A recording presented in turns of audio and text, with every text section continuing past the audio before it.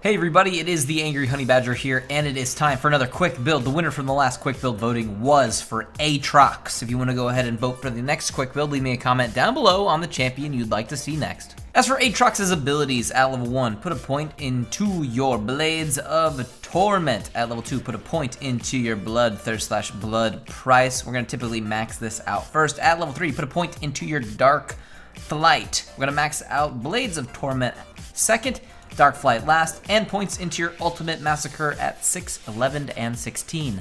As for your rune page, what I like to take is attack damage marks, either attack damage or health seals, depending on your lane. Then scaling magic resist glyphs. And then for your quintessences, a couple choices here actually. You can either take attack damage or lifesteal's pretty good too. For my Masteries page, gonna take a 2190 page. Now, depending on what you really want to do, depending on how safe or how good you think you are in lane, you might want to change this over to a 921 page. That would be the tanky top laners page. It just comes down to a personal preference.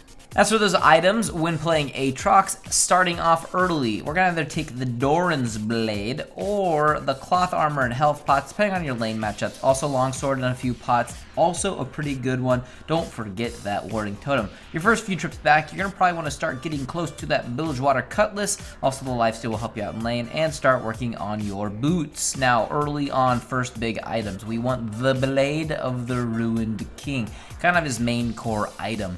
Then from there, obviously you have a boot choice between Ninja Tabby and Merc Treads. This kinda comes down to who you're laning against and the enemy team's composition.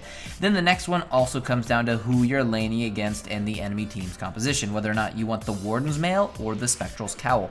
Now, when it comes to what the full core build kind of looks like, it will involve obviously your Blade of the Ruined King, whatever boots you picked. Then, depending on your lane, you would have either probably gone with the Randuin's or a Spirit Visage, and then I like picking up a Warmog's Armor. This will round you out incredibly well. A lot of misconceptions behind Aatrox is that you want to build him full damage because you can. You really don't need to at all. He does tons of damage as long as you have just the Blade of the Ruined King, and you have a lot of survivability to continuously deal damage. Now, as for a final item, you have a few things you can round things out with. You can pick up the Guardian Angel if you want to come back to life. Actually rounds them out pretty well.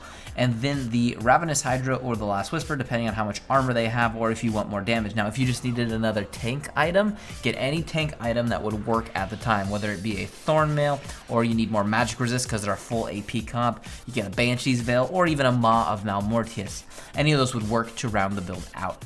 But that is going to be a full build for Aatrox. Go ahead and leave me a comment down below on which champion you would like to see next. And other than that, good luck on the fields of justice.